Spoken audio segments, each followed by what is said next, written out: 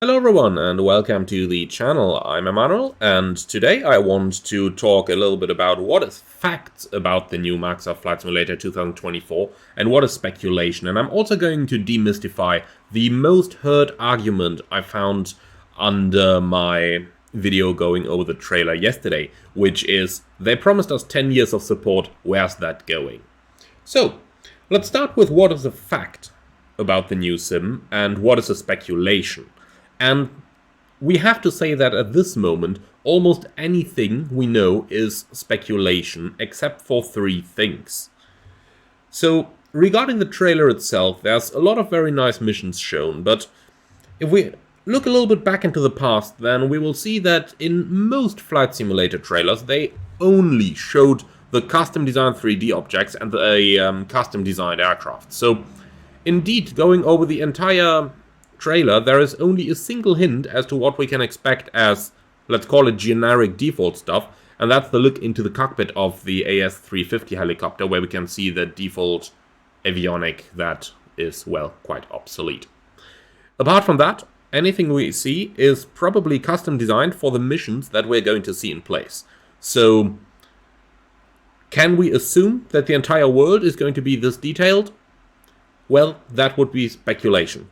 However, the past has shown that it is very unlikely that we're going to get the entire simulator in that level of detail. But that's speculation. Now let's go to the facts. And indeed there is only three facts that we know for sure. We're going to find them in the FAQ that they have posted on flightsimulator.com website. And this is generally it. So they posted the FAQ at about 4 AM my time here in Germany, which was roughly some 8 hours after the release of the original trailer. So even going by their time, seeing that this was either Asobo or Microsoft, they posted it well into the night, at a point where they would normally not be working. And that kind of suggests that they were really caught on the wrong foot regarding the community's perception of the new simulator trailer. Indeed, going over the comments beneath my own video, I was really surprised by how negative the feedback was regarding the new sim. Now, three of the most important questions have been addressed by the Flight Simulator team, and we can see them on the screen over here. That is, will Flight Simulator 2024 be a completely standalone sequel, or will it also be offered as a paid update for existing players? And they clearly say Flight Simulator 2024 is a standalone simulator and the next generation sequel to Microsoft Flight Simulator that launched in 2020. Current aircraft and airports that are in Microsoft Flight Simulator 2020, as well as virtually all marketplace add-ons, will be supported in Microsoft Flight Simulator 2024. So, very clear statement here. The new simulator is a standalone sim and the next generation sequel to Microsoft Flight Simulator that launched in 2020. So, putting it into my own words, it means as much as they are going to replace the current simulator with a new one. Just like they replaced, for example, Flight Simulator 2004 with Flight Simulator X back in 2007. Let's go over to the next question. What kind of support can Microsoft Flight Simulator 2020 players expect to see once Flight Simulator 2024 has been released?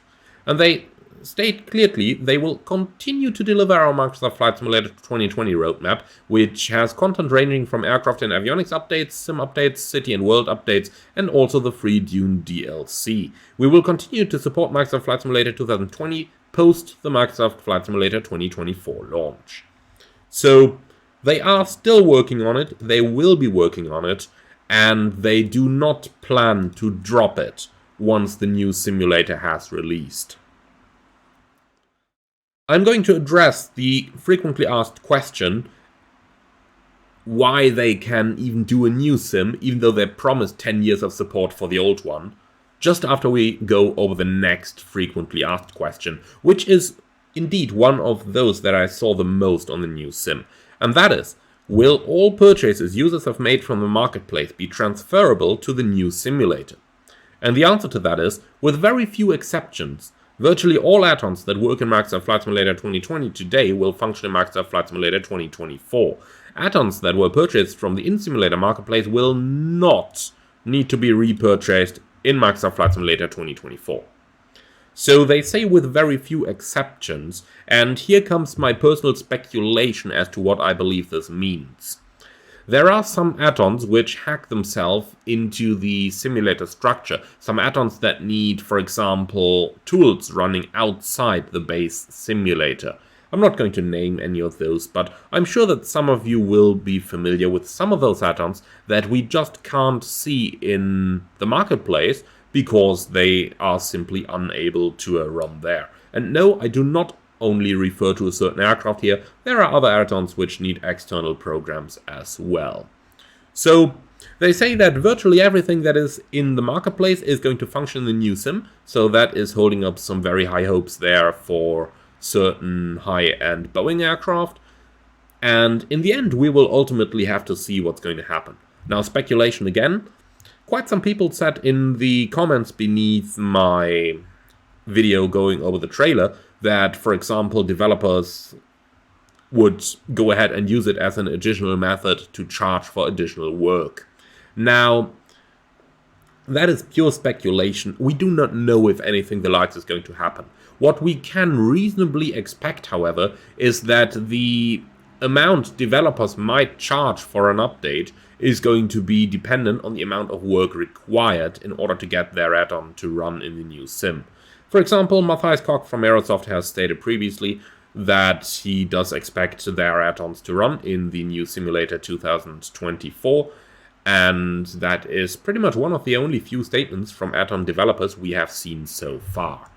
Now, let's go over a little bit of the more speculative parts there. I'm going to start with the argument that I heard the most underneath my video, and that is, so they promised us 10 years of support. What's going on there? Why do they release a new sim?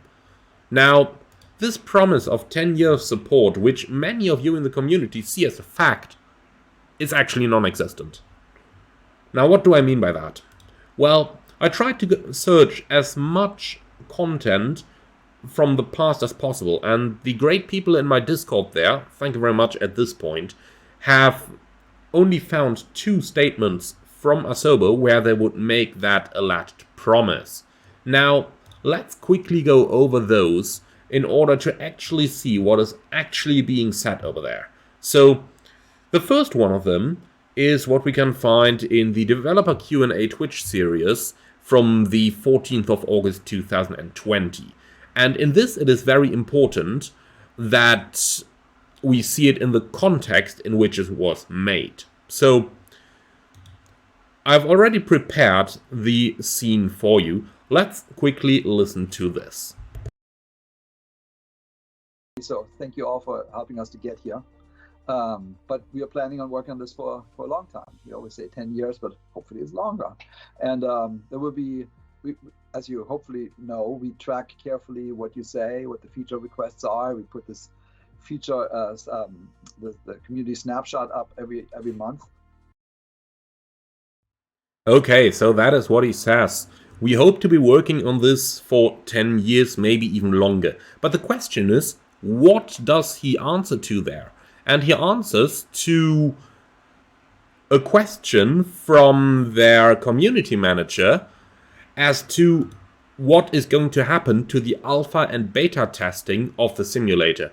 So he specifically answers that alpha and beta testing of the Microsoft Flight Simulator program is going to go on for the next 10 years or more. He does not say that the program itself, Microsoft Flight Simulator 2020, would get support for the next 10 years. We have to see this in a little bit further context, because a little bit earlier they say that they talk about the Microsoft Flight Simulator program. They do not say that they talk about this particular edition of Microsoft Flight Simulator.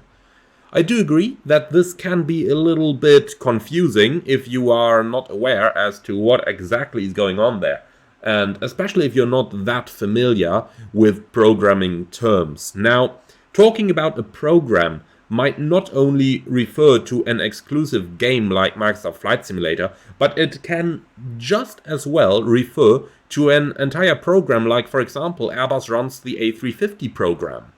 So the term program here can be a little bit misunderstanding, but seeing that this is from a Q&A when MSFS was first announced to be picked up at all again, it is quite safe to say that the statement needs to be seen within the context, and they did not promise 10 years of support for this very game, Microsoft Flight Simulator, but rather that they want to work on the entire program for the next 10 years. And in this context, I would see the word program rather referring to the general flight simulator product line, like we've seen it in the past, going from FS 2000 to FS 2002, FS 2004, FSX, and so on. There is a second source there on a developer conference, which I also want to go over with you. And this one, again, we need to see in the context within which it was made. So let's listen to this. That's my answer to that. I hope that we give you guys something that we can all build on, whether it's X-Plane or Flight Sim or Prepare 3D, whatever. I hope it's something that this platform can we all grow with over the next decade, because that's what I hope we're contributing to the Flight Sim community. Alright, so once again over here we need to see it in the context. So what exactly does he say?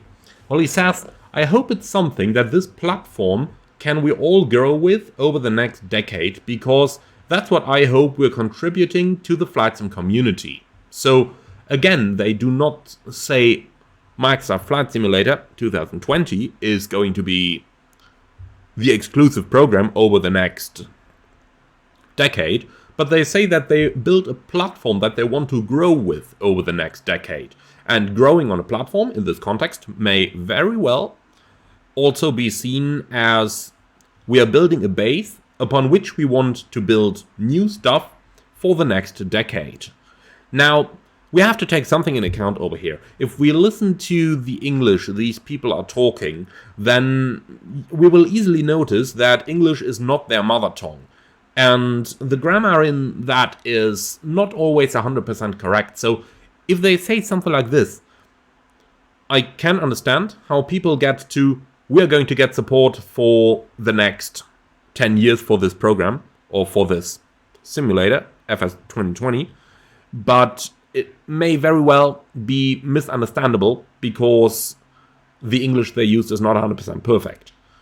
Now, in any case, it leads me once again to believe that they did not make a clear statement that FS 2020 would be supported for 10 years, but rather that they're planning on a general product line of flight simulators for the next 10 years' time. Once again, this one is also worth watching within a little bit of context. For that reason, I played it from a bit earlier, because just prior to making that statement that they want to build a platform that they can grow with over the next decade, they say, I hope we can give you guys something that we can all build on, whether it's X-Plane or Flight Sim, per 30, whatever. So again, they say that they want to do something that they can build on. And that is for the next 10 years, for the next decade. They do not say that it is this particular sim, FS 2020, that is going to be supported, or rather, that is going to be the prime product of the flight simulator line for that time. So that much about the argument I saw the most regarding them promising 10 years of support. So that is really an interpretation from the statements they made, but kind of taken out of the context within which they were made. So I do not agree that they made these general statements, but rather it is an argument taken out of context, as you can see. Now, if there is anything else, if they made any more clear comment on that, which I have missed over here, because I found it really hard to find those statements in first place, and if it wasn't for the excellent Discord community of mine, then I would probably not have found them at all, but only some third parties talking about it, which then again is not accurate first-hand information. Alright, let's quickly address a couple of the other comments that I saw on my videos. Again, everything that's going to come from this part on is pure speculation. Now, people said, well, but those trailers are looking very, very detailed, but surely the entire world isn't going to look like that. And together with that, there was also a comment like, well, my computer just ain't going to be able to run that. And we don't have any factual information on this, but what we can speculate from the past is that in past flight simulator trailers, they have always shown only the handcrafted parts of the simulators, be it FSX, be it FS 2004. So they really rarely showed what the entire auto-generated world is going to look like, but mostly what the handcrafted things are going to look like. So it is very plausible to assume, and do note assume, that we are once again shown only the handcrafted parts of the new sim and not what the entire world is going to look like part of the sim. So, the last question then is, well, what about my add-ons? Did I buy them all in vain? This was pretty much covered by the frequently asked questions already, but there is just something that I want to add to it, because it kind of comes down to progress that we're able to make within the entire simulation world, really. And that progress is really only possible by sometimes making a cut. Now, in this case, it is unlikely to assume that we are only going to get additional missions and stuff like that. Even though that's what the trailer focused on, but seeing that they're going to support both FS 2020 as well as FS 2024 past the FS 2024 release, it leads me to believe that there is going to be more in the new sim than just the additional missions. What that more is going to be would be speculation at this point.